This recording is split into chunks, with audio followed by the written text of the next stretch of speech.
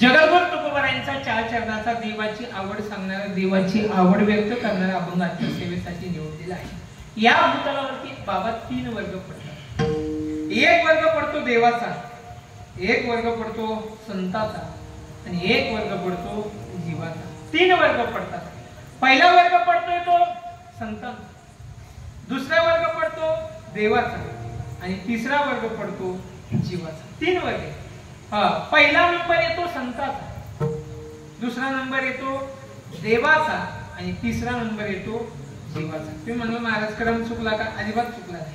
मी पाठ करून आलो म्हणून चुकायचं काही कारण नाही। पहिला क्रम कुणाचा आहे? संताचा। मग संत मोठे का देव मोठा आहे? संत मोठे। तुका म्हणे आम्ही देवा म्हणे बळे। संत हे देवापेक्षा मोठे म्हणून पहिला क्रम कुणाचा येतो? संतांचा येतो। संतांना आवड आहे। संत जरी असले पण संतांचा काय आवडच आहे। आवड नाही असा वर्ग या जगामध्ये नाही। सर्वांना आवड आहे, प्रत्येक जीवाला आवड आहे महाराज। संताला जशी आवड आहे, जीवाला आवड आहे, देवाला आवड आहे, तिघांची आवड तुम्हाला सांगतोय। संतांची आवड वेगळी आहे। तुम्ही संतांना जर विचारलं तुम्हाला काय आवडतं, कोणाला विचारलं? आणि माऊली ज्ञानोबारायांना विचारलं, माऊली काय आवडतं? माझे जीवीची आवड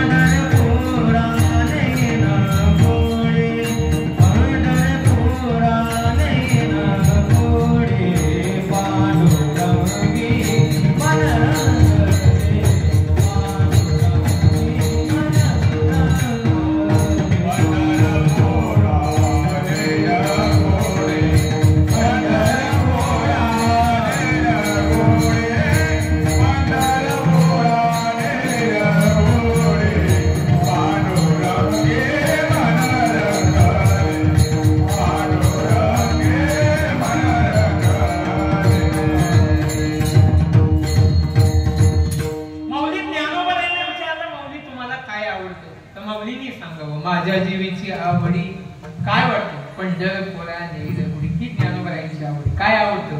देवानीच विचारलं माऊली काय आवडतं? तो माऊलींनी सांगावं, बहु आवडसी जीवा पासून या तुझी आन वाही नका देवराया। देवा तुझी शपथ घेऊन सांगतो मला तुझ्याशिवाय या जगात दुसरं काही आवडत नाही। ही माऊलींची आवड। तुकोबारायांना विचारलं तुकोबाराय तुम्हाला काय आवडतं? तर तुकोबारायांनी सांगावं, आवडे निरंतर किंवा आवडे हे रूप गोजिरे सगुण पाहता लोचन सुखावते। ही आवड कोणाची? ही संताची आवड आहे। संताची आवड समाजाला सांगण्यासारखी। का सांगण्यासारखी? 750 वर्षापूर्वी ज्ञानोबारायांची जी आवड होती ती आजही आहे। 450 वर्षापूर्वी माझ्या जगद्गुरु तुकोबारायांची जी आवड होती ना ती आवड आजही आहे। आवड नाही असं नाही, आजही आहे, पण ती आवड स्थिर आहे, ती टिकून आहे। अजिबात संतांची आवड हलत नाही। देवाची आवड आपल्याला पुढे बघायची। जीवाला देखील आवड आहे। जशी माऊलींची आवड आहे, माझ्या जीवीची आवड आहे किंवा बहु आवडीची जीवापासून या। जशी तुकोबारायांची आवड आहे, आवडे निरंतर हिची ध्यान किंवा आवडे हे रूप गुजिरे सगुण ही जशी तुकोबारायांची आवड आहे, ही संतांची आवड आहे, तशी जीवाची आवड। लावे खावे बरे असावे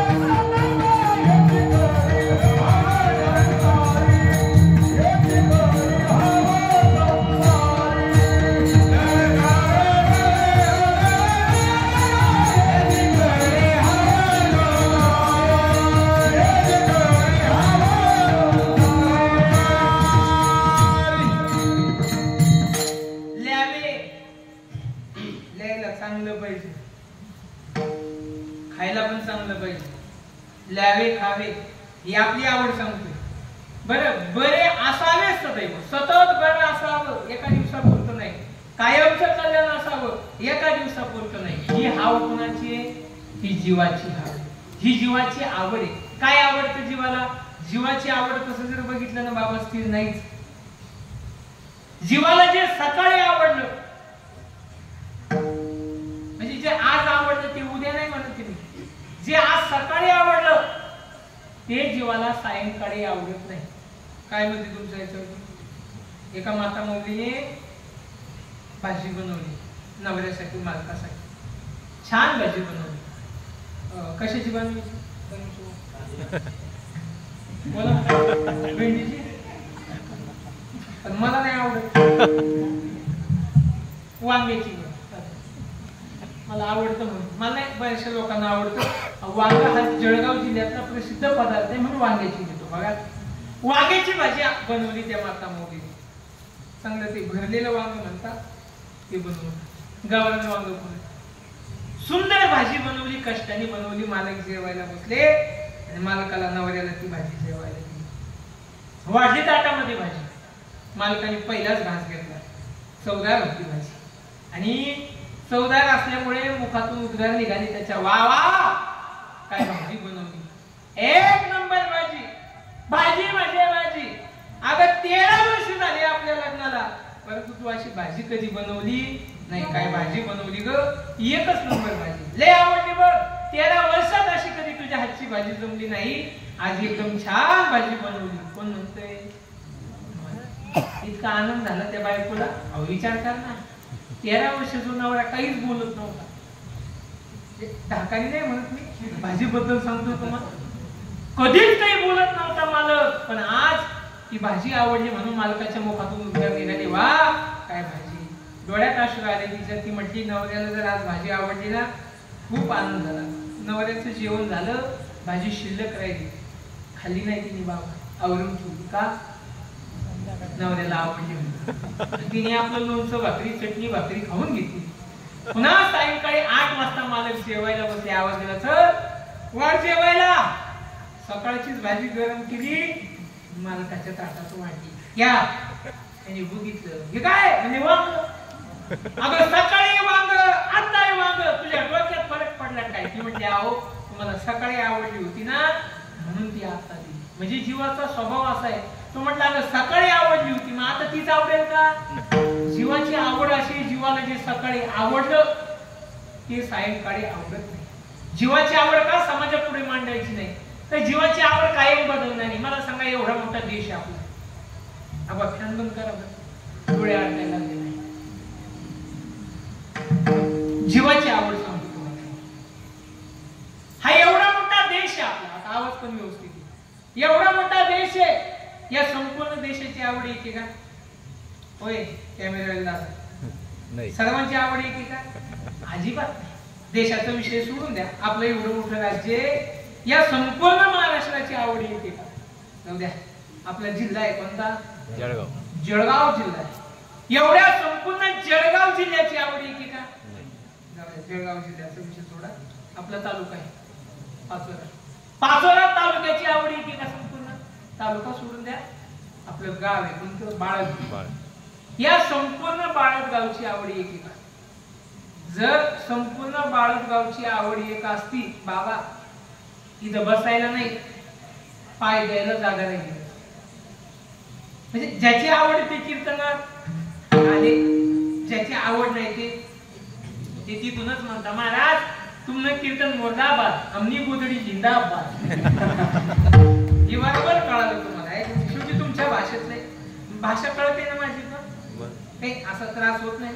अहो तुम्हाला प्रदीप मिश्रांची भाषा कळते, मी काही एवढ्याला म्हणून आलो का? मी इथेच नाशिक जिल्हा तुमच्या जवळ. भाषा कळते ना, भाषा कळाली पाहिजे. भाषा नाही कळाली तर घोटाळा होतो. एक पोरग तिकडं कर्नाटकला होतं शिकायला, आपल्या महाराष्ट्रात शिकायला होतं. ज्याच्या घरी राहायला होतं ना महाराज, त्याची मुलगी होती. ते जाणं येणं त्या बिल्डिंग मध्ये राहायला होतं. त्या मुलाचा स्वभाव गोड, तिच्या आई बापांना तो स्वभाव आवडला आणि ती इकडचं चांगल्या घराण्यातलं होतं. घरची श्रीमंती होती. त्यांनी काय केलं, ते म्हटले आमची मुलगी ना ते तिच्याशी लग्न कर. दिसायला सुंदर होती, त्यालाही आवडली महाराज. लग्न केलं. आता तिला मराठी कळत नव्हती आणि याला कानडी कळत नव्हती. तुकोबारायांचं प्रमाणे कानडीने केला मराठा भ्राता आणि एकाचे उत्तर एकाने केलं लग्न महाराज. आता ती कानडी हा मराठी निघाले कर्नाटक. कुठं? घरी यायला बाळाला यायला निघाले. रेल्वेचा प्रवास नगर देवळापर्यंत यायचं त्यांना. निघाले तिथून. आता त्याला भाषा दोघांची एकमेकाला कळत नव्हती पण लग्न झालेलं नवीनच जोडपं. मग गप्पा मारायच्या काय आता काय कुठं विषयाला सुरुवात करायची. मग तिच्याशी दोन शब्द बोललं पाहिजे म्हणून रेल्वे निघाली आणि एका स्टेशनला थांबली. तर त्याने बोलायला सुरुवात केली. तिला विचारलं का ग हे कोणतं स्टेशन, हे कोणतं स्टेशन असं म्हटल्यानंतर आता याने विचारलं हे स्टेशन कोणतं पण तिला काही कळालं नाही. ती म्हणली येनंद्री. येनंदरी म्हणजे काय म्हणतात. एक डायरी काढली स्टेशनचं नाव लिहून घेतलं. कोणतं? येनंद्री. तिचं म्हणणं काय होतं काय म्हणतं. याला वाटलं स्टेशनचं नाव येनंदरी. त्यांनी लिहून घेतलं. गाडी पुढे आली पुढच्या स्टेशनला थांबली. पुन्हा याने विचारलं हे कोणतं स्टेशन. ती म्हणजे येनंदरी. याला वाटलं ती खोदा असं बुद्रुक असेल आपल्या बाळासाहेब. मग त्याने ती लिहून घेतलं येनंदरी बुद्रुक. पुन्हा तिसऱ्या स्टेशनला गाडी थांबली. पुन्हा त्याने विचारलं का ग हे कोणतं स्टेशन. ती म्हणजे येनंदरी. मला वाटलं काय चष्टाला उडीत काय. पहिल्या दिवशी लग्न झाल्या एवढी बायको आलं. राग आला त्याला मारायला. त्याने अशी बाई मागे केली. खंदिशी बायकोच्या कानाखाली मारले. ती म्हणजे याड गोडजिरी. याड गोडजिरी म्हणजे कावळ मारलं. मग त्याने लगेच तो म्हटलं जर तू आधी सांगितलं असतं या स्टेशनचं नाव याड गोडजिरी मी कशाला मारला असतं. काही संबंध होता काही संबंध नाही. पण दोघांचा संबंध नसताना याड गोडजिरी तिचं म्हणणं होतं का मारलं. पण याची भाषा तिला कळत नव्हती आणि तिची भाषा याला कळत नव्हती. असं आपलं काही नाही. तुम्ही भाषा समजून घ्या. एकदम कळण्यासारखी भाषा आहे. मी जीवाची आवड सांगतो तुम्हाला. एवढं मोठं आपलं गाव आहे. संपूर्ण गावाची आवड येते का. जाऊ द्या गावाचा विषय सोडून द्या. इथे कीर्तनाला आलेली तुम्ही एवढी सर्व लोक दिसतात. जवळपास 2-4 हजार लोक असतील. बाल्कनीत बसले ते दिसत नाही. जागाच काय बसायला करतील काय माहिती. पण आता जागा जेवढी तेवढ्यात तर हे एकदम व्यवस्थित बसते तुम्ही. बघा एवढे सर्व तुम्ही कीर्तनाला आलात. तुम्हाला सर्वांची आवड येते का. कीर्तनाला आलेली देखील 7 प्रकारचे लोक आहेत. काही गायन ऐकायला आले गाते, काही श्रोते, काही पाहते, काही चतुर, काही विनोदे, काही दूषिते आणि काही सोमभावी पूर्ण ज्ञाते. किती झाले 7 प्रकारचे लोक झाले. काही गायन ऐकायला आले. भागवत महाराज, मुरलीधर महाराज, राम महाराज, बाबा कसं गातात. वा वा वा. ज्याला गायनातलं कळत नव्हते वा. काही गायन ऐकायला, काही गायन करायला आले गाते. काही श्रोते, काही श्रवण करायला आले. महाराज काही सांगू आपल्याला ऐकायचे. काही श्रोते, काही पाहते, काही पाहायला आले. चला आजचे बाबा आहे कसे पाहू. कसे म्हणजे जाड आहे का बारीक आहे, उचे आहे का बुचे. तुला का नांगराला झोपायचे का ऐकून तर घरी जायचंय ना. पण काही पाहते. काही लोक चतुरी इथं बसलेले. महाराज काय सांगता याच्याकडे त्यांचं बिलकुल लक्ष नाही बिचारायचं. फक्त महाराज चुकता कुठं इथं लक्ष. काही चतुर, काही विनोद ऐकायला आले. विनोद केले ना महाराज पुन्हा बरोबर. नाही केले तर रेल्वे खाली ढकला. पण महाराज गावात दिसतात. काही दूषित भावनेने आलेले. कस काय साप्ता होतो को. ही 7 प्रकारची लोक कीर्तनाला आलेली. माझं म्हणणं एवढ्या सर्वांची आवड एक नाही झाली तरी चालेल. दोघांची आवड एक झाली पाहिजे. किती लोकांची. दोघांची कोणाची. नवरा बायको. हा तेच शिल्लक राहिली. या जगात बुडी झाली कोणी राहिलीच नाही. पृथ्वीवरती तीच राहिली. या दोघांची आवड एक झाली पाहिजे. जे बायकोला आवडलं ते नवऱ्याला आवडलं पाहिजे. जे नवऱ्याला आवडतं ते बायकोला आवडलंच पाहिजे. तिचं नाव पतिव्रता आहे. पतीची मता अनुसरून पतिव्रता. जे पतीला आवडतं ते पत्नीला आवडलं पाहिजे. पण तसं होतं का तुम्हाला विचारतो. म्हणजे हे मी तुम्हाला हे बाबा नाही सांगू शकतो.